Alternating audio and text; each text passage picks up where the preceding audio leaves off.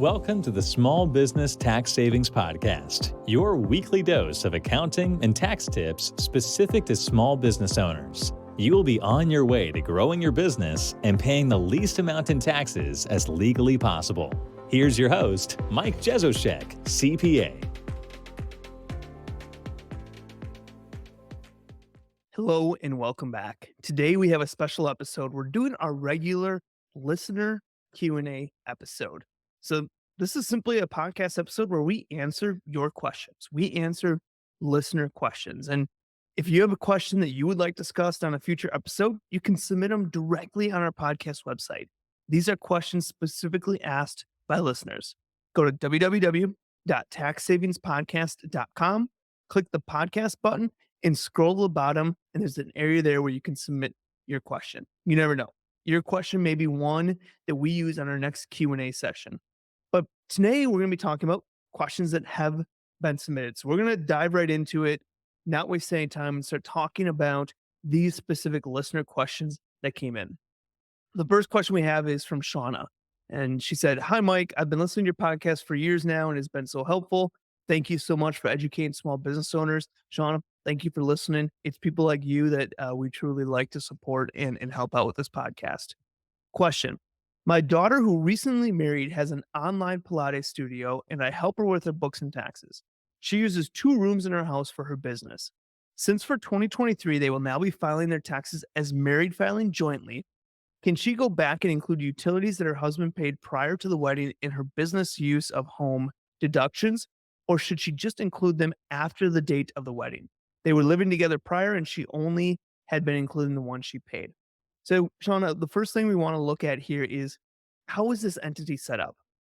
If this entity is set up as a sole proprietorship, single member LLC, that home office deduction you're going to be taking on a Schedule C on your personal tax return when you do that filing at year end. So if it's a single member LLC, sole proprietorship, something like that, yeah, she can take that full amount because they're going to be married filing jointly full year. She can take that home office deduction, everything that's throughout the entire year, include that when filing her Schedule C at year end. Now, if they're set up as an S corporation, that's a little bit different. With an S corporation, in order to take the home office deduction, we need to have an accountable plan in place. And with an accountable plan in place, the business, the S-Corp, is reimbursing the business owner for use of their home office. So if they're organized as an S corporation, there will have to be some type of reimbursement there through an accountable plan.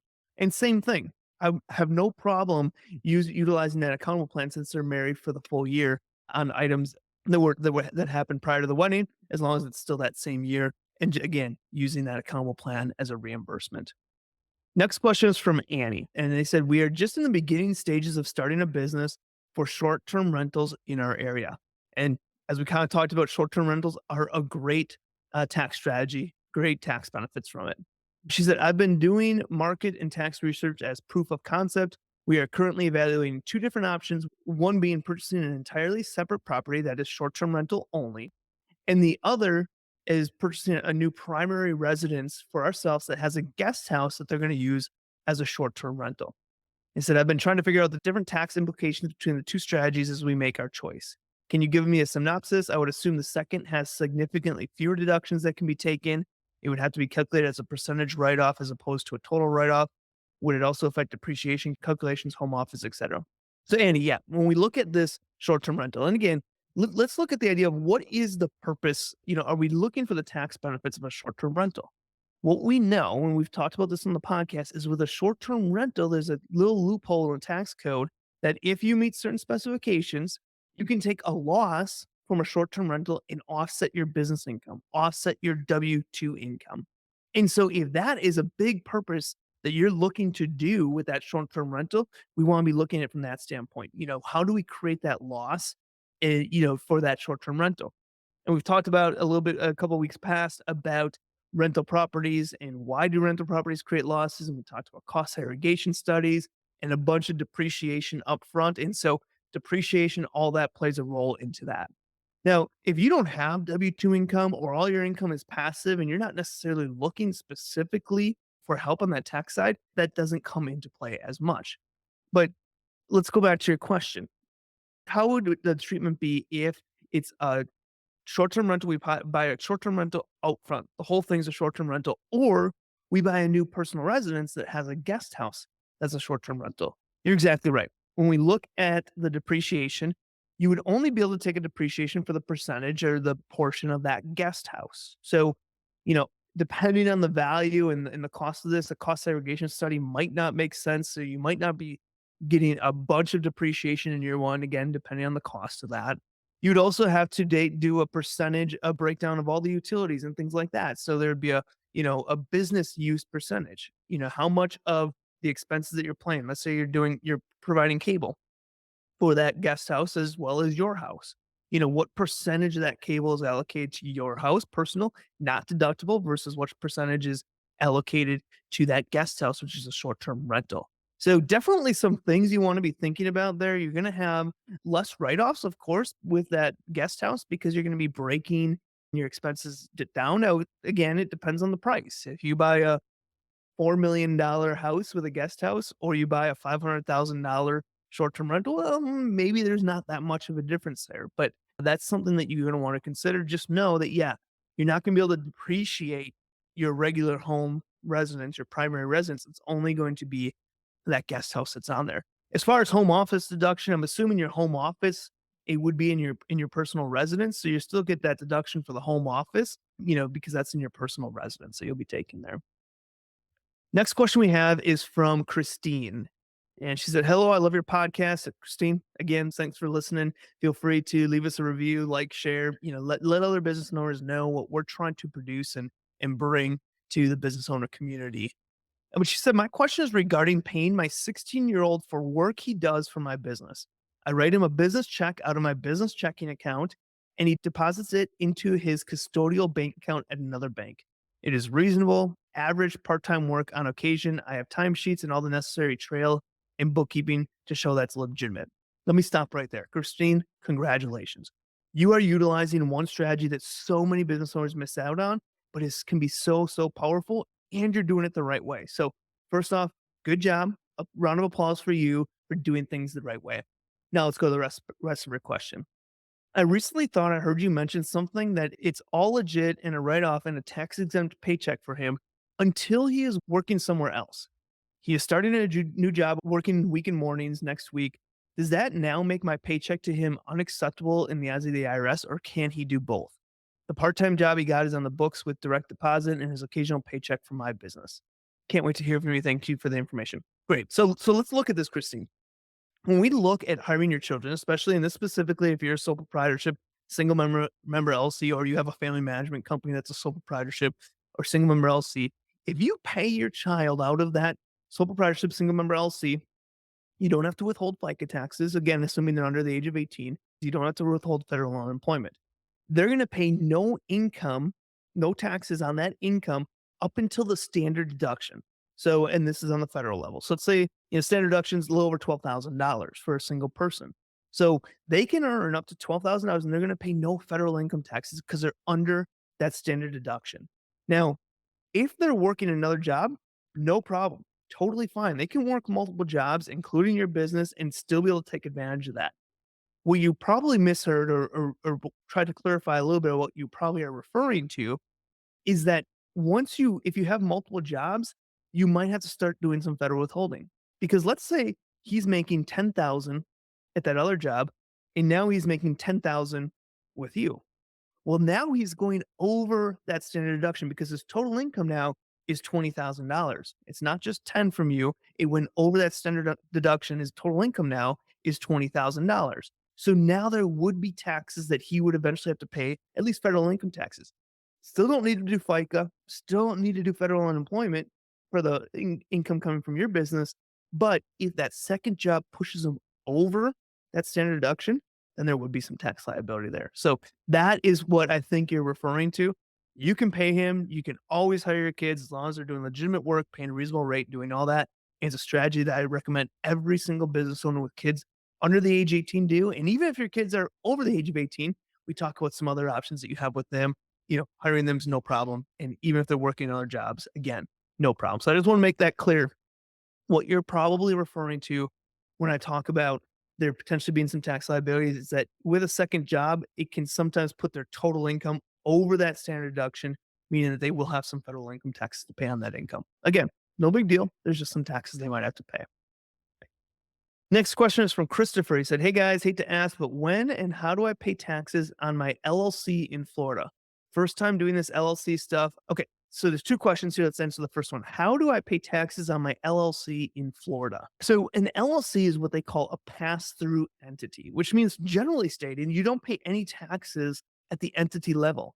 All of that income from that business is going to flow through to you personally, where you're going to pay taxes on the profit of that business on your personal tax return. Now, if you're in Florida, there's no state income tax. Now, you might have, some federal tax liability. So, that is that. Now, when you start an entity, you start it with the state, and there might be some annual fees. Those you just go directly to the Secretary of State website, pay those annual fees, and get that over with. You might also be referring to sales tax, and that's something that you could do as well directly on their website. So there's no income tax for a pass-through entity at the state level, generally stating. That's going to flow through to you personally, which is then where you're going to pay income tax on it. The next question is, I purchased about $3,000 worth of equipment, most of it before I formed the LLC. Can I write any of that off? Absolutely. There's things called startup costs, and then there's equipment that you maybe contributed into the entity, things like that. All of that can be written off. Now, startup costs are things that all these costs that happen before your first sale. So let's say you start a yoga business and you're doing some advertising. You don't have any sales yet, but you're doing some advertising to get out there, maybe going to a farmer's market, doing some, demos of what you can do for yoga. Those are startup costs. And depending on how many startup costs, you want to record all of them. It just, depending on how much you have in startup costs, it's going to depend how much you can write off in the first year. Any equipment, vehicles, things like that, that are going to be 100% business use, whether you buy them once the business started or you bought them personally and then contributed them to the business, those are definitely going to be able to be brought into the business and taken depreciation on if it's over that $2,500 mark, or taken as expense or part of startup costs if it's under that dollar amount. So definitely, definitely, definitely, if you're thinking about starting a business and all these costs that you have, and maybe you don't even have an LLC formed, track all of that activity because it can all be used as a tax write-off. Next question we have is from Aaron. Hi, everyone. I own a vacation rental cleaning business in Western North Carolina. Last year, I was able to move enough savings into a simple IRA in order to avoid my tax liability for the year. But this year, I became an S-Corp for tax purposes, so I have a payroll company. With taxes being held automatically, are there any loopholes I should know about to save on taxes? Trying to wrap my head around all this while growing the business. Aaron, first off, you're in the right place. Tax savings and these tax strategies that are available to everyday business owners are exactly what we talk about here on the podcast. Let's talk about your question as far as, can you still contribute to a retirement plan with an S corp? Absolutely. If you have no employees, you can contribute to a SEP IRA. You can contribute to a solo 401k. Typically, just high level, if you want to contribute, max out your retirement as much as possible, solo 401k is going to give you more options than that. If you have employees, you can do a simple IRA. You can do a regular 401k. Those definitely, you can do that retirement within your business. Now, the amount that you can contribute to that retirement plan is going to be now based on your W-2 salary once you become an S corporation. So let's say you made $100,000. You can contribute to your SEP. The amount you contribute as a sole proprietorship would be related to that profit of that business. That's how much you contribute. A portion of that would be contributed to the SEP IRA. Now you move into an S corporation. Now you take a reasonable salary of say $40,000, $50,000. Now that number that your payroll, how much you can put into retirement is based off of, is that salary portion, not the full profit of the business. So, and one thing I would say too is you put on in the question that taxes are being withheld automatically. The one thing I would think about there is that your payroll taxes are being withheld automatically, but as an S corp owner, all of the profit or all the income that the business makes traditionally shouldn't be taken in payroll. Usually, the purpose of an S corporation is to split your income into two pieces. You have a payroll piece, that's where you run through the payroll software, that's where there's going to be taxes withheld. But then you're going to have distributions or dividends or anything over and above that payroll that the business profits. that's just going to be taxed at your normal income tax rate. Now, we avoid FICA taxes on that, but payroll companies are not going to withhold anything for that remaining distributions or remaining profit piece. This is not part of payroll. So, Aaron, I'd say a couple things. Check out those. Go to our website, taxsavingspodcast.com/starting a business. We did a whole series, a lot of good stuff on there.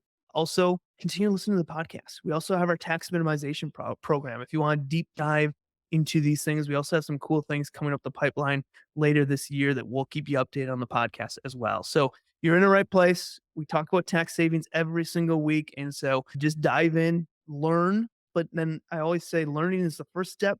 Implementation is even more important. Once you learn, find strategies that work for you and implement them. Look back at future episodes. Look back at, a year, 2 years ago, and start to look at those episodes and strategies that we talk about. We have a question from Nicole. She said, I own a small Montessori private school as a single member LLC. I'm thinking of opening a children's art studio at another location.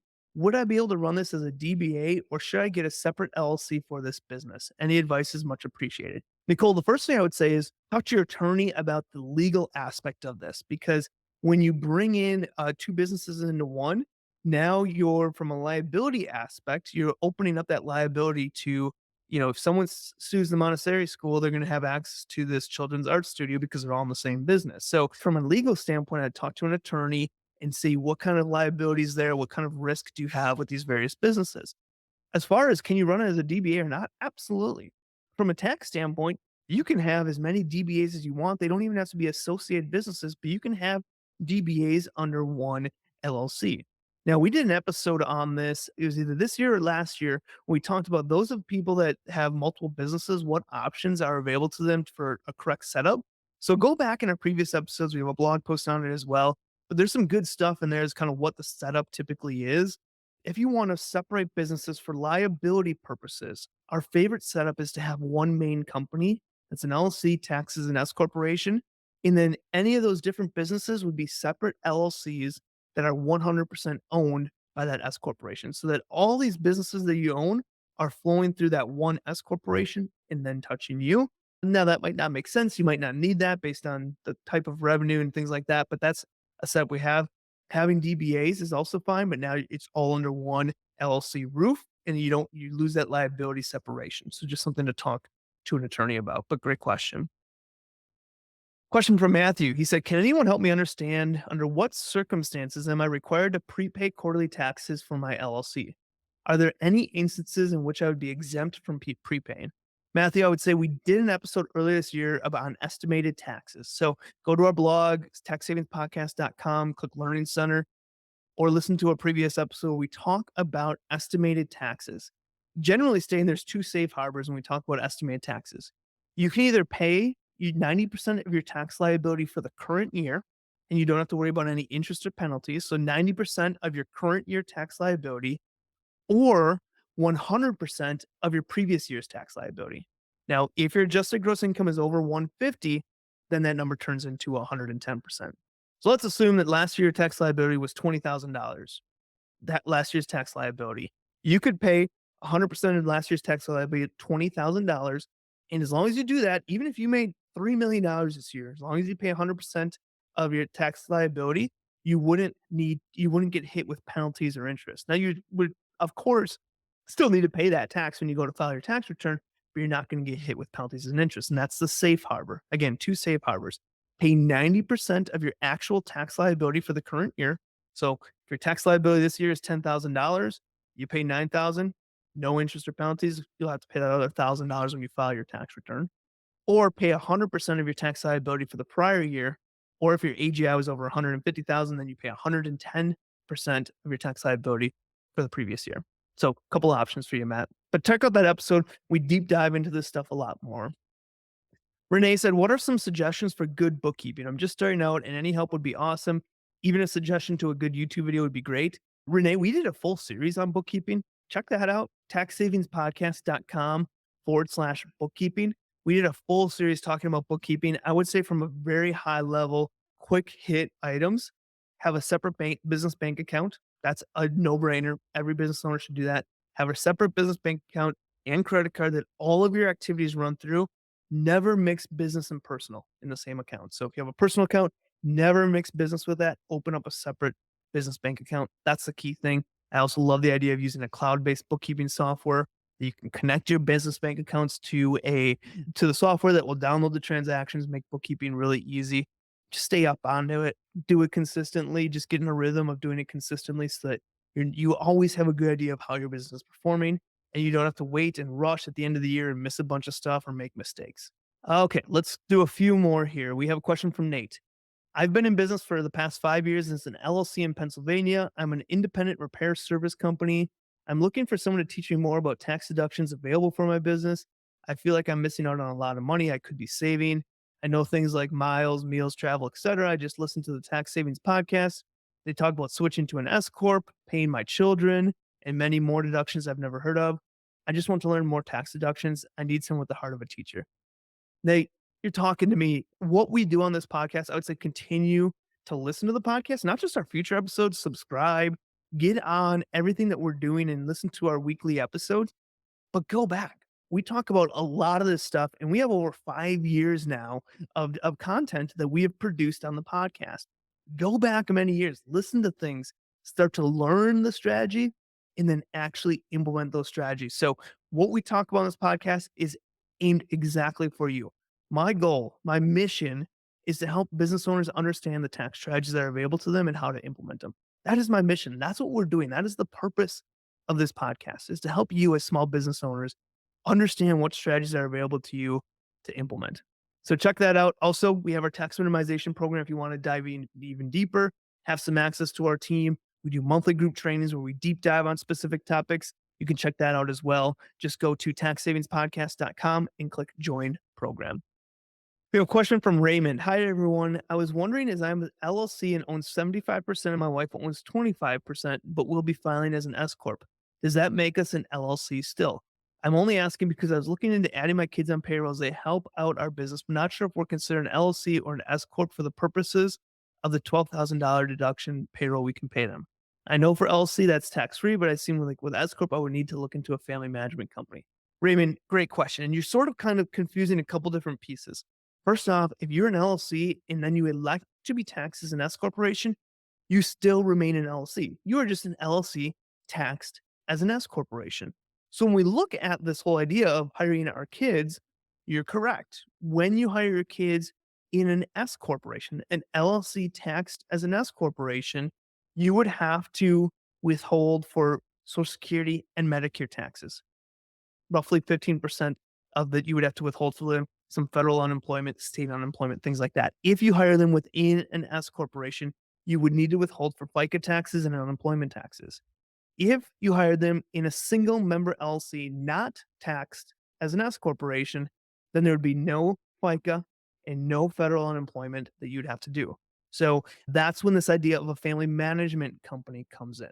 If you utilize a family management company, the S Corp pays a family management company, which is an LLC, not an S Corp, or even just a sole proprietorship, then you avoid that FICA need. A question from Chelsea. I run a small business. Sometimes I do free services in exchange for advertising. My CPA told me I cannot write off free services because it was not an exchange of money. Shouldn't I be able to write off the services for the amount I would typically charge? And Chelsea, this is a question that comes up a ton. And the reason that it comes up is when we look at this, that we want to answer this question, most small businesses run on a cash basis. And so cash basis means that as money comes in, it's income to you and you pay taxes on it. And when expenses go out, it's an expense to you and you pay taxes on it. So if you're operating on a cash basis and you do free services, you do not get to write off those free services because you're not receiving any income. There's no income to write off. Same thing is that expense that you're exchanging it for, you're not able to write that off because you're not paying anything. So in that case, let's say you did a service for $200 and then you got advertising for $200. Well, you don't have to report the $200,000 as income. That's good. But you're also not allowed to take an expense for $200. So it's a complete wash. Now, if you were set up on an accrual basis, you would have an invoice for $200. You'd have sales of $200. And then you would have to write off that sale saying, I'm not collecting this the sale amount. I'm not collecting this invoice. And then you would get a write-off, but it's still a wash because you're reporting income of 200 and now you're writing off 200, which gives you 0. You don't get a deduction for that. You're just not reporting that income. So this can be a very confusing point, but just understand that, yeah, if you do services for free, you don't get to write off the cost you would charge for that. Now, if there was costs associated with performing that free service, let's say it's a haircut and you normally charge $30 for it, you're not going to charge them anything, but you're still paying somebody else $15 to do that haircut. You can write off that $15, but that $30 that you would have charged, no write off there, especially for, specifically for cash basis filers. All right, 4 more questions. I'm going to do rapid fire on these. This question's from Nicole. I currently have a 1099 contractor that I now need to convert to W-2. Terms changed and he is now an actual employee. I made it clear that there would be a reduction in his hourly rate switching to W-2. What hourly rate is equivalent, considering I'll have to pay a portion of his Connecticut state taxes and federal taxes? I'm lost with all these calculations. What is a good number to do that? And side note, I also need a financial advisor, accountant, tax specialist, someone to help me file quarterly taxes and help with strategies. Okay, Nicole, a few things. First off, good thing realizing that when you have a 1099 contractor that is now acting like a W-2 employee to make that switch. That's such an important piece that so many business owners keep them as 1099 contractors, even though they are really W-2 employees, and that can come back to bite them. So first off, good thing about doing that.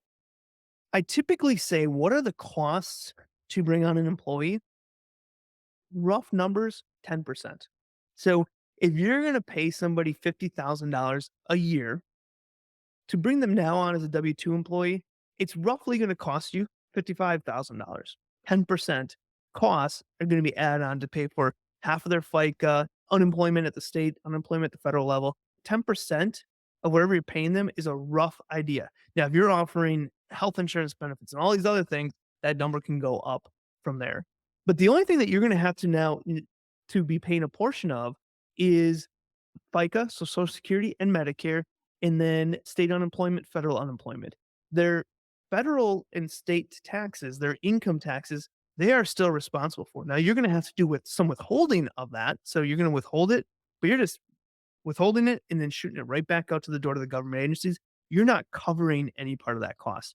It's the FICA, Social Security, Medicare, and unemployment numbers that you're really going to be covering. So as far as the tax specialist, we have a sister firm that you can check out and connect with someone over there that we partner with, and that's Insight, INCSIGHT.net.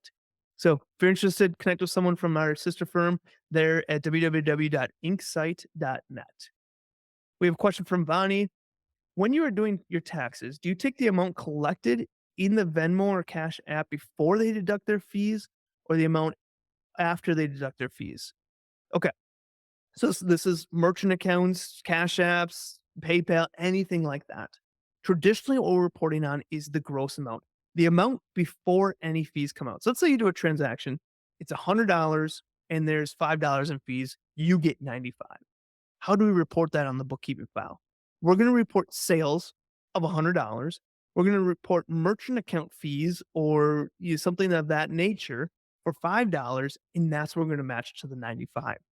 The problem is if we only report the 95, these providers are going to send 1099s, and their 1099s are going to show that $100. And so when you go to file your tax return, the IRS is going to get a 1099 that says you had $100 in sales, but you're only showing 95, and the IRS is going to say, oh, you owe us some taxes because you're missing $5 in there. When in reality, you're not, but we have to do it right on the book. So we report the gross amount before fees, then we take an expense or a deduction for the fees, and then that net amount is obviously what we're going to be showing as the gross profit on that. So great question, something that's often confused as well. 2 more. We have a question from Tyler. Quick question about the Augusta rule. Does it apply to people who use part of the property they rent as their home office? The situation is that I rent a house along with my business partner. We use 2 rooms explicitly for business purposes. Can we still hold our annual meeting at that property that we rent and enjoy the tax savings from that under the 14-day home rental, or does it only apply to properties that we own as individuals? Tyler, yes, you could use that property as long as those 2 offices are not part of it. You're getting a home office deduction for those 2 offices that you have. So if you're hosting an annual shareholder meeting there, then you could get a deduction using the 14-day home rental if you're using spaces other than those 2 offices, because you're already getting a deduction for those 2 offices. So as an example, let's say I have a home office here in my home. I get a home office deduction for the office I'm in right now. Sometimes we host board meetings, and we do that in the living room. We do that outside on the deck, in the kitchen. We do all that with our board meetings. We never touch this home office. That totally qualifies. So hopefully that was helpful.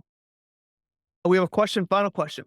A question from an anonymous Facebook group member. If you're not part of our free Facebook group, join now. Go to Facebook, type in Small Business Tax Secrets. It's a group that you can join. Just click in there and join. We have a ton of people asking questions. We have some of our team in there as well. So, a question from an anonymous Facebook group member.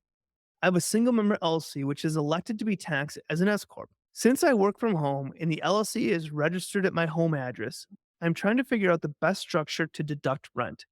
Is it better for the LLC to pay me and then I pay rent to my landlord, or shall the LLC pay rent directly to my landlord? What is the most tax efficient way to do this? And so, Facebook, remember, I think what you're referring to is the home office deduction. And so, for a home office deduction, as an S corporation, especially, but either way, as an S corporation, you're going to want to set up an accountable plan. That accountable plan is a fancy word for reimbursement, where your S corp is going to reimburse you for the business use of your home, which is that home office area. So we did an episode on this. Check that out. But you're going to want to use an accountable plan.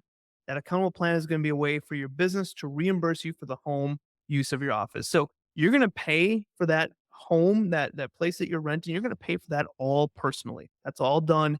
You're paying for that personally. And then the business is just going to reimburse you for the business portion. Do not pay for personal items or majority personal items out of the business. Hopefully that was helpful. So I just want to say thank you, everybody. Thank you, everyone that has submitted questions. I love these Q&A episodes because I think there's so many questions that business owners have that they just don't know how to ask or don't know how to do. And so when other people's come in, it helps them make sense. So if you have a question that you would like answered on one of our future episodes, go to taxsavingspodcast.com, click podcast up top, scroll to the bottom. There's going to be a form there where you can submit your question. And you never know, you might be on our next Q&A session. Again, thank you for all of you that submitted your questions. I love answering your questions. If you haven't already, please take a time to subscribe to our YouTube channel. Just go to taxsavingstv.com. Take a time to leave a review, whether you're listening to us on a podcast, leave a review for us wherever you listen to us. On YouTube, leave a comment. I would love to connect with all of you. Thank you again, and I will see you all next week.